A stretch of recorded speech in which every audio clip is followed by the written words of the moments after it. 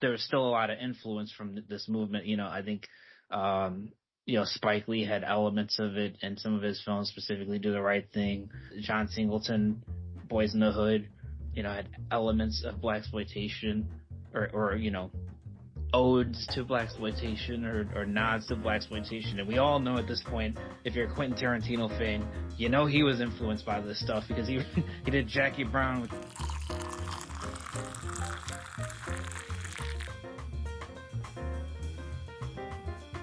Hello, and welcome to the Cup of Tea Critiques podcast. I'm your host, Brandon Chasen, and like always, I'll be joined today by the team that brings you cupofteacritiques.com.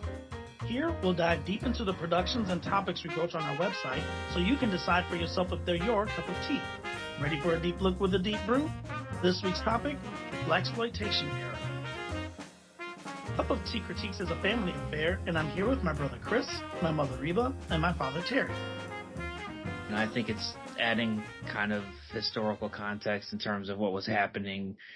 I love to see what was happening in just culture at large influenced art, the art of that time. And so this was on the heels of, Martin Luther King Jr.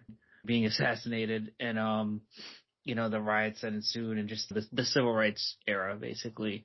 And at the same time, you had a lot of white families moving to the suburbs, moving out of the city. And so inner city theaters suffered a little bit. And so you have that as context. You have the fact that some studios were on the verge of going bankrupt.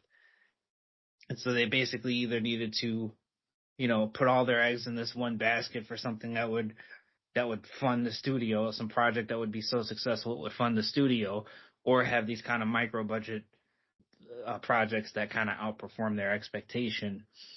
Also, television was getting more popular and it was more common for, families to have television and watch television, so they weren't going out to the movies as much. So you had all these things kind of contributing to the ability for certain black filmmakers to be able to, to try to break through and get, something on screen, because film studios kind of just needed, they needed to try something different, and that was an opportunity. So the first blaxploitation movie was Sweet Sweetback's Badass Song, that was directed, shot, edited, and scored and starred in by Melvin Van Peebles, father of Mario Van Peebles, who directed New Jack City.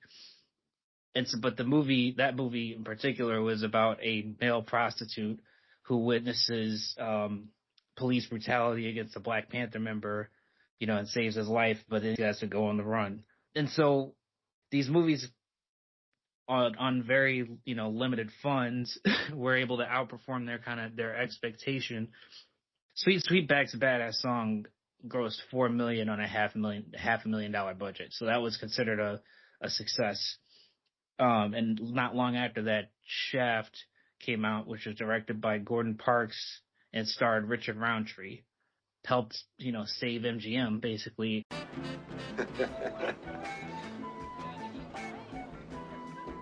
What you looking at, man?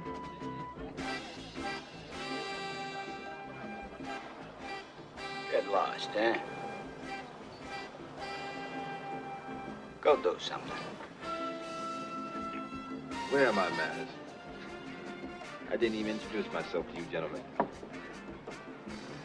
My name is John Shaft. Freeze. So that was a big hit as well. And you had several other kind of successes. There's, of course, Superfly, which I think is kind of a good example of the soundtrack style to a lot of blaxploitation movies felt like. And they were shorter films, which I think was a welcome. There were so many like auteur, movies at the time from like Stanley Kubrick and such that were longer movies, a little more abstract and stuff. And so you had these movies which were generally about pimps, prostitutes, or they had black heroes taking on white villains. The man, we hear the term the man a lot. It kind of came from blaxploitation. So that's generally what those movies were about. And so, but there was also, criticisms of them because of those negative portrayals, those pimps, pushers, prostitutes, et cetera, and heavy cocaine use and sex and violence. The term blaxploitation came from a member of the NAACP named Junius Griffin, who was coining that term in a critical way. So it's interesting that label stuck and has become how we identify these movies, but it was meant to criticize these movies and the content in them. And the end of the era, the blaxploitation era, was mainly brought about in the mid-'70s by a coalition between the NAACP, the Southern Christian Leadership Conference, and the National Urban League, who all banded together to form the Coalition Against Blaxploitation, for perpetuating, as we talked about, the idea that, all black men are pimps or drug dealers, hypersexualized and dealing in prostitution and inherently violent. And so they helped shut down, the blaxploitation era. So that's I would say a pretty comprehensive summary of the blaxploitation movement. It's a fantastic opportunity for them. It really is a great opportunity for them. And so the problem is not so much the opportunity, it's what was done with that opportunity. I remember when I was about maybe 7 or 8 years old, and I was outside playing with my friends at the playground, and my older sister came to get me. She's 5 years older than me, but she came to get me.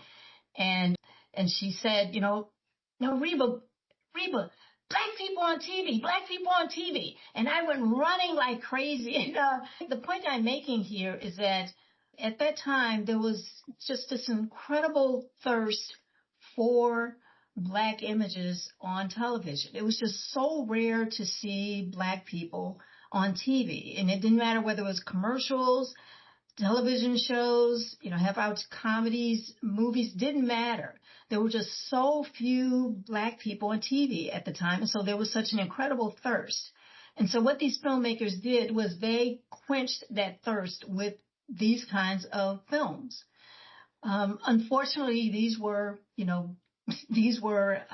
problematic films. I mean, I would say they were problematic films. Perhaps not everyone agrees. But they did indeed serve to perpetuate, long-held stereotypes about black people. The stars of these films, they just portrayed the worst types of characters. And that's what was problematic. And I'll add one more thing to it and I'll shut up. But the problem is those were the only characters. It's not that there was much of a balance there. If there had been more of a balance, if there were good people too, that perhaps that would not have been such a problem. Okay, here's where I jump in on that one. Being slightly of age to be able to see some of those things, just barely. Some of them were a little bit before my time. What I'll say that gets lost in blaxploitation movies are exactly what you said. The main characters and a lot of the theme emphasis was on things like either pimps, prostitutes, criminals, but they were also a lot of other characters within those stories that, looking back, they were key characters, but they weren't necessarily the main characters. And I thought that those characters gave more of a balance to those movies than they get credit for. The Mac and his brother. His brother was an optimistic, we the people kind of person. That's just one example. But there are many characters in there that I think were overlooked in that. And I think the filmmakers at the time, although you could say that they exploited those stereotypes and whatnot, I think they also brought these other characters along to try to balance that out. But I don't think they got a lot of credit for that. So, Chris, I'm really happy that you brought this topic up because as kind of your response as well as Dad's alludes to is that you and I are the beneficiaries of being born and growing up after the blaxploitation era. and mom and dad were able to live through it so they can give us some more context as to, exactly how it maybe changed. It changed, the movie going and television experience. As mom talked about it, with auntie coming to get you and, black people on television made you sprint home. To give context, like what made me sprint home was the lights came on and I didn't want to get in trouble.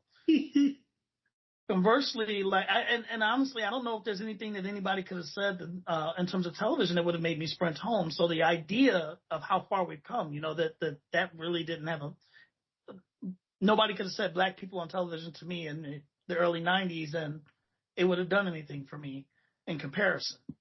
And so I mention all that to say, just off the name blaxploitation, it always was something that I kind of shied away from personally. I understand it deals with our people and everything like that, but just the name was a bit of a turnoff for me because I don't like the idea of being exploited. I don't like the idea of anybody being exploited. I sure as heck don't want ourselves to be exploited. And so hearing the title, the category title of blaxploitation, it made it hard for me to want to check out any of these movies. And so, Chris, you picking out this subject matter forced me to get over myself and actually try and research this a bit.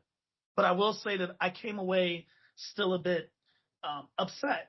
There were about 200 to 250 films made from 71 to 76 that fall under blaxploitation. However, going into that era, that's the number of movies that were made in a year. And that was a decline from the 400 movies that were made in a year. So to me, it was like, number one sign, here, we'll give them a bone, and maybe that'll make them feel okay. It was like, how can we get money since right now the industry's on a decline? And that leads me to the second thing that was upsetting, which is that, blaxploitation films, as you guys mentioned as well, it dealt with a lot of the not so nice part of Black lives. I was disappointed that here's an era that should have been transformational for us, and it was in its own right, giving us a chance to be the center of attention, give us a chance to headline our own productions. But they were aided in perpetuating stereotypes, it's disappointing.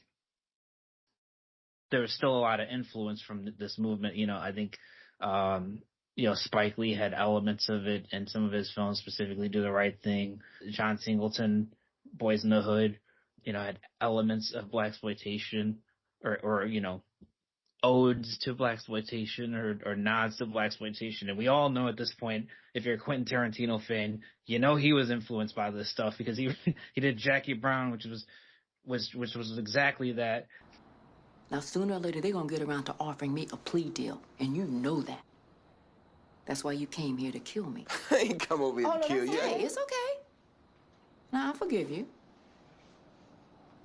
Now, let's say, if I tell on you, I walk. If I don't, I'll go to jail. Uh-huh. I want $100,000 in an escrow account in my name if I'm convicted up to a year or put on probation. Now, if I have to do more than a year, you pay another $100,000. Samuel L. Jackson's character in Pulp Fiction, Django Unchained, he's been unabashed in how this, how that influenced him and in some regards motivated him to be a filmmaker. And so, yeah, I would say it's a complicated history. I mean, I don't disagree with the criticisms of it. It did motivate people to go out and make something different that still references that era. And so, I think to Mom's point, though, the real trouble of it is the lack of balance, that there was. And I think, I'm glad Dad said what he did about other characters, ancillary characters in the film, providing that balance, because before this era started, there was, a lot of mammy roles being played. There were a lot of, sidekick roles. The black actors weren't center stage. And so, and I think sometimes when we think back on certain films, we tend to kind of forget that part of it. And so I think, to Dad's point, the secondary characters in these movies may have provided the balance that when you look at the films from a macro scope, we don't necessarily think about them. You kind of stole my thunder with that. Some of the modern day elements of things taken from blaxploitation era in terms of Spike Lee. His first movie, the one that really put him on the map, She's Gotta Have It. Before we enjoy this meal, I'd like to know whose brilliant idea this was. Who invited you? And who invited you? I invited all you fools. You were gonna meet sooner or later, so why let it be an accident? Maybe she's right. Let's just enjoy today. Thank God we all have a lot to be thankful for. Like what? Well, our health and our careers. Our careers. Greer, I haven't had a job in 2 I mean, years. come on. That's like right up the alley and borderline blaxploitation in, in its representation and everything else. Like you said, Boys in the Hood, and even some of the Tyler Perry movies, the Medea series of movies, and, one in particular, which I thought was a very good film. It was hilarious, and it had some interesting themes as well. I Can Do Bad All by Myself. What? Hi, I'm Sandino Ramirez. What do you want, man? I went by the church today. I spoke to the pastor Brian. He told me to come see you. What do you want? I fixed a few things at the church today, and the pastor told me to come see if you need something, anything fixed in your house. I can work for room and board. It's fine. Are you crazy? I'm not crazy. Are you crazy? Oh, I'm local. And then all the way up to, if you want to go into the horror genre, Jordan Peele's movies. I think they touch on some of that as well. And I think all of these people have gotten their opportunities because of that era. We may think some of it is really distasteful, but it may have been kind of a necessary. Looking back, putting it in historical context, it may have been a necessary thing to go through to get to where we are now. Yeah, and that's kind of what my sadness in this era comes from, is because, well, it's kind of a complicated thing. The balance is I am extremely thankful that I'm privileged enough today to be able to critique these in the manner that I am. And that, unfortunately, this era had to occur in order for me to have even the perspective I have about them. It's just really sad that the bar had to be set so low with the types of characters and such that were being presented, because our community has always had so much more to offer. And one of the ways that I can highlight that is using Fresh Prince of Bel-Air, which came out in the early 90s. And this was an opportunity for us to still laugh, but it was a predominantly black cast, all black cast for the most part, and then they would have white guest stars. And so while it was a comedy, it was a chance to showcase that we can have a different style of life. Another one for me, which I'm thankful for today, that does not, I know this movie does not exist without the blaxploitation era. And that is Black Panther. The Marvel movie, which again showcased us in great light. It is, an African country, highly scientifically intelligent, superhero, wealthy, involved. They eventually the story gets them involved in all of the world affairs in the most positive of ways. And so those are the types of characters I'm thankful for, and those stories that I'm thankful for that are told today. I'm saddened, though, that the blaxploitation era had to exist in order for us to get a chance to showcase exactly the true talent that our community offers. I think it's interesting you brought up Fresh Prince, before that, even though the Cosby Show. Right. I think, I don't know if Mom and Dad, maybe you want to expound on some of the criticisms of the Cosby Show as not being, realistic. Being realistic. So go ahead, Dad. No, yeah, I was thinking the exact same thing as Brandon was going through Fresh Prince of Bel-Air, and the fact that they lived in Bel-Air. He was a lawyer and they were wealthy. Yeah, you had the Cosby Show, which was tiers lower than that in terms of what they did. He was a doctor, but they portrayed them as a middle-class family. She was a lawyer as well, a lawyer and a doctor, and people were like, that's not black lives. That doesn't happen. That's unrealistic. And yeah. And to your dad's point, what I think your dad is eventually going to get to is that seeing it doesn't necessarily get people to believe it. They don't necessarily see that as Black reality. The problem I have with the blaxploitation films, while I appreciate that that era provided opportunities for Black filmmakers, what they produced fed into white people's beliefs about who Black people are and what they do and what they are capable of doing and who they can ever be. That is the problem I have with blaxploitation films. And this is why the three organizations Chris mentioned formed the Coalition Against Blaxploitation to force them to stop making those films in Hollywood, because it fed into this belief about who we are. I mean, you think even today, even present day, those are still very strong beliefs that are held about who Black people are.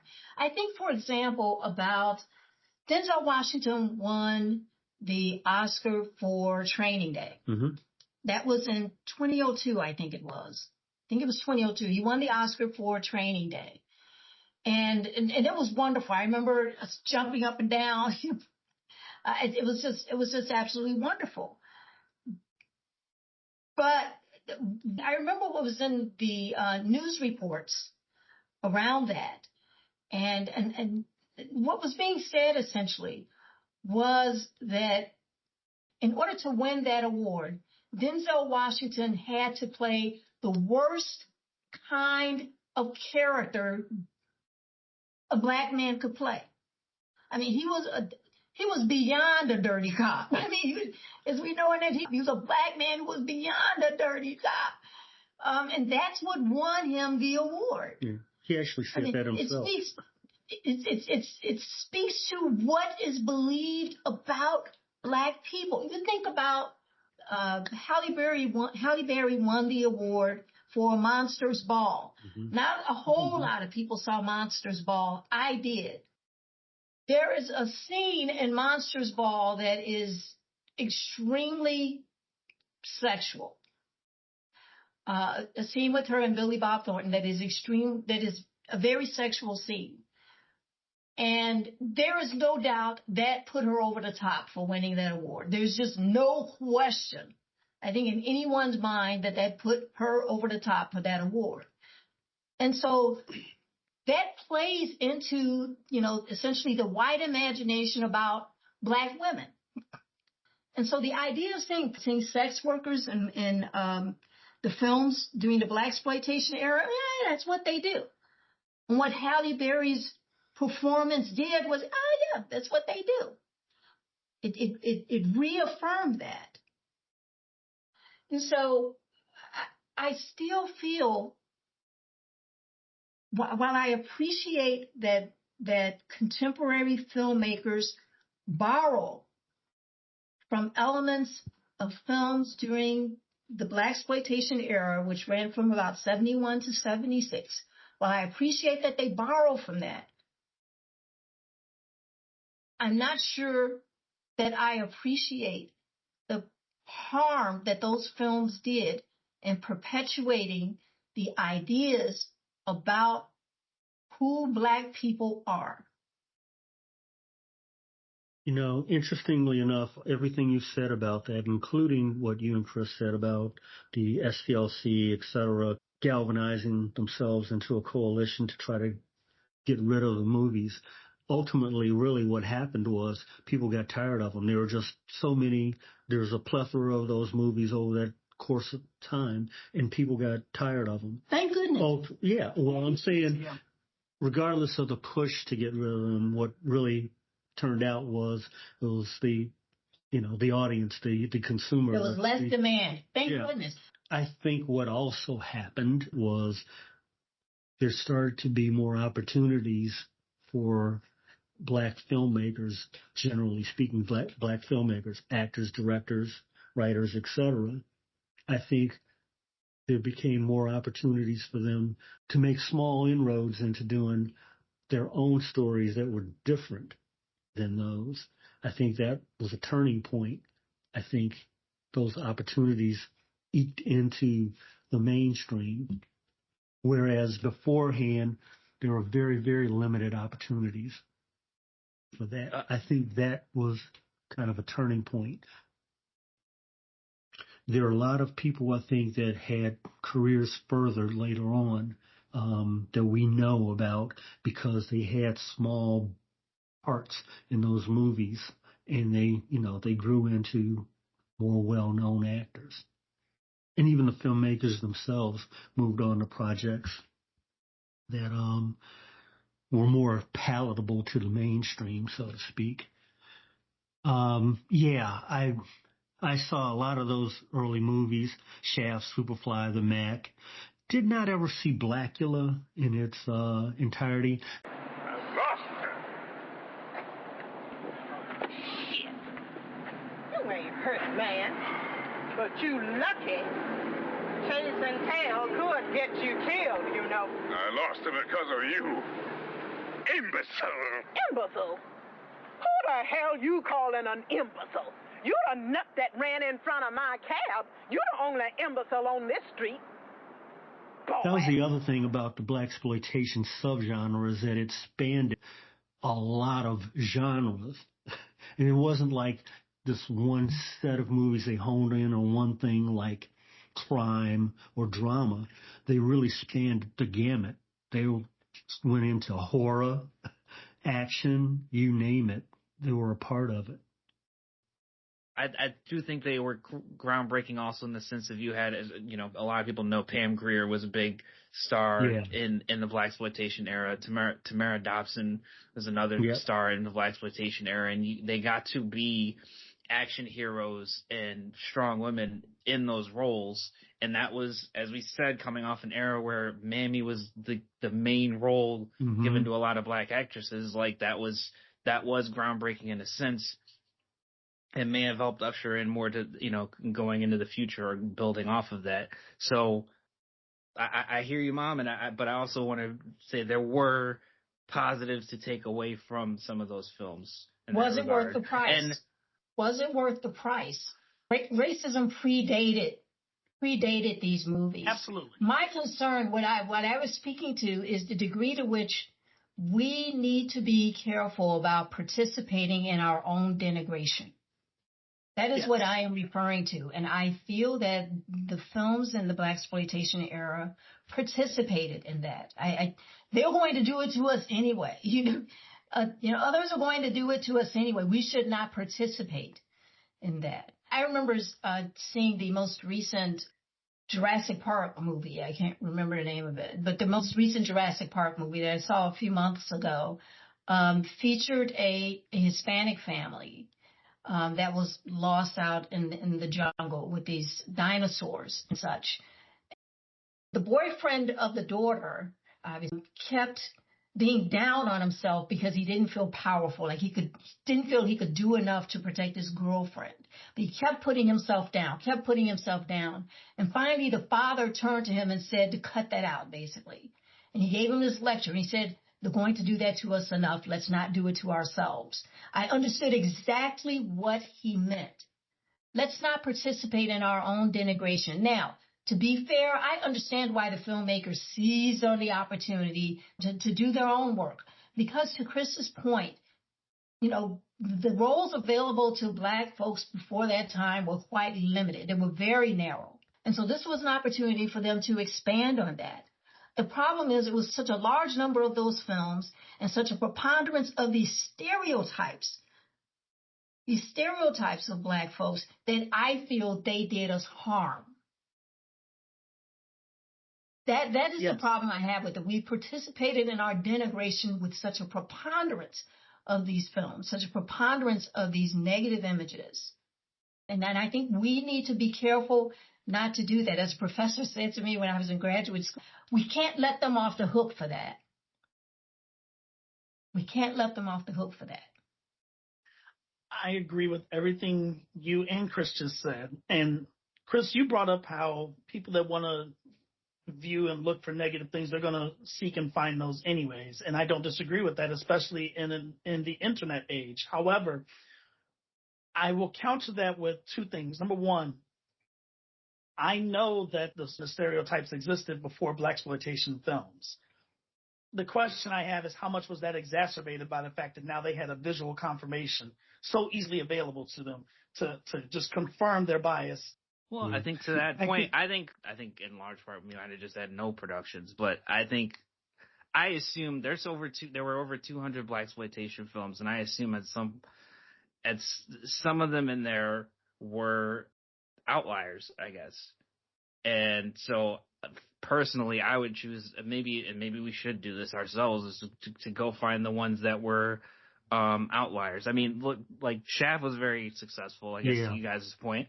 Won an Oscar for the soundtrack. And I wanted to bring this up because I watched this interview where Quentin Tarantino was talking about his introduction to blaxploitation. Basically, is that his mom was dating a football player, who was trying to get to know him and bond with him. Yeah. Brought him a football, took him to downtown LA where there were theaters up and down the street playing blaxploitation movies. And then what I thought he said was really interesting in his interview was he was watching Johnny Carson, and they had Richard Roundtree on, who was the star of Shaft, and he says, "Oh, he's our next guest, as an actor, has a wild, movie coming out." And he's like, "What's so wild about it? It's just a black private eye that just makes it wild." I thought it was funny that was his reaction as a third grader. Until to that point, I mean, I guess it could be, it could be. I personally have not seen the original Shaft, but I think there are probably movies from that era that don't necessarily fit into the characterization of all of them.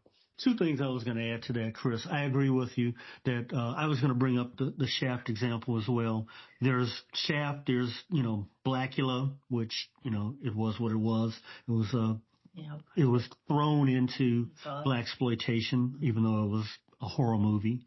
And to your point, the ones that showed black women in non-submissive roles, Cleopatra Jones. And most of all, I want justice for a good man. This man had love in his heart. And he died because he went out of his neighborhood to try to do what he thought was right.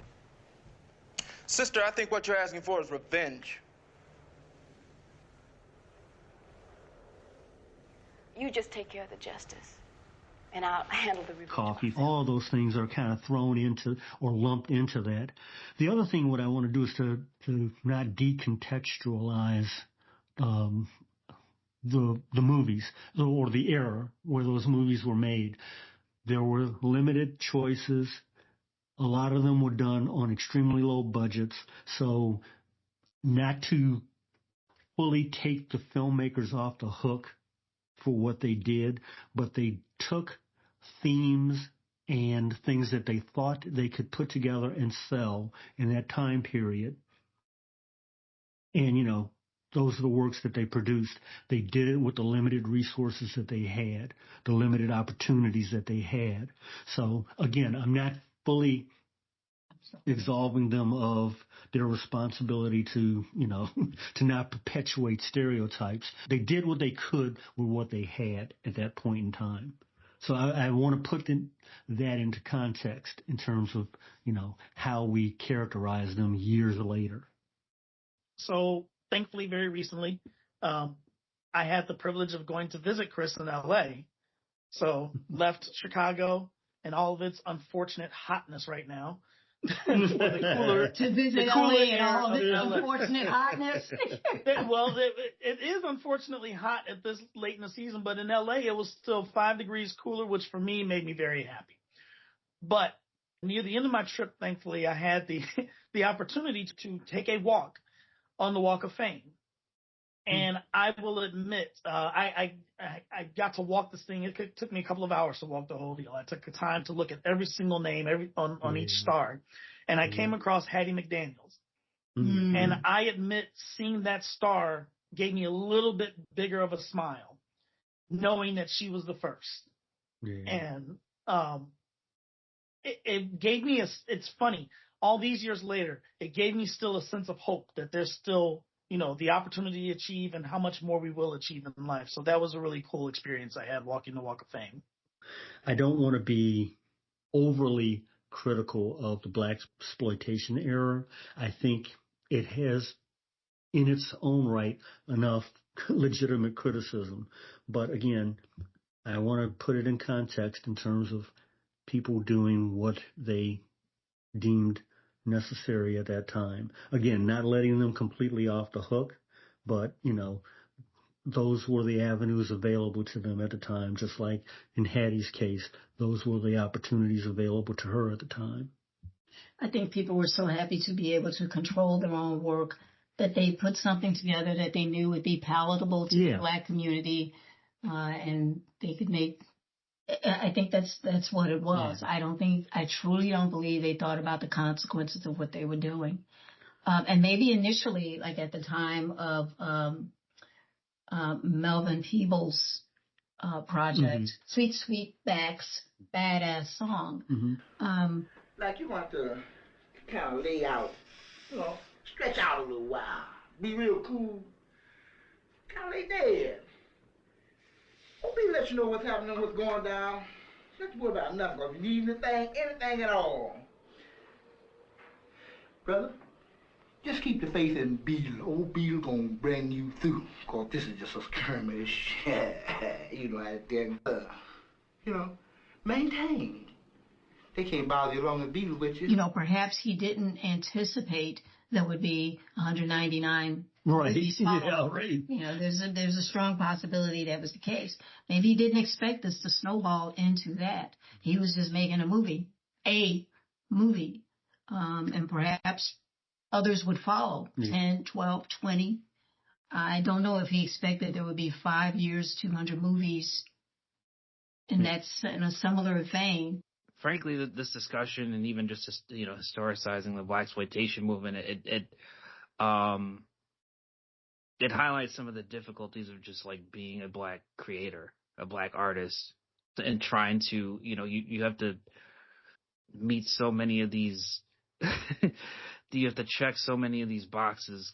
You have to come up with something that's commercially successful, that's a positive representation, but not an unrealistically positive representation that appeals to a white audience so that you can get more money, but appeals to a Black audience, that wants to be portrayed positively and, again, realistically positively.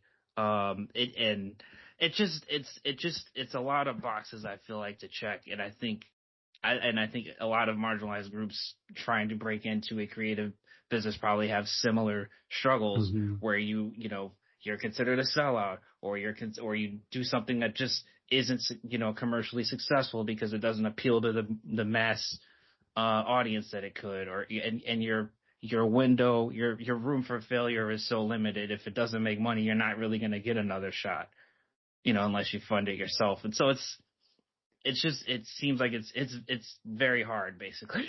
I've had this kind of discussion, like when I did stand-up comedy, it was like, I would talk to my Black friends, and it's like sometimes you want to make jokes that are, that everyone can understand the context of, and then you also want to appeal to a Black audience. If you go to a Black room, you want to make, so it's a lot. I think it's very complex.